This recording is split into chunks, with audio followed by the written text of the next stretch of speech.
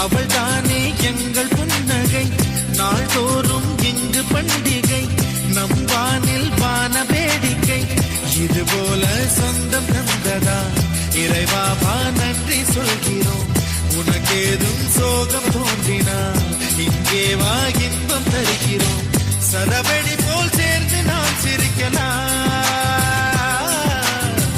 அதிரடியாய் வாழ்ந்துதான் காட்டலாம்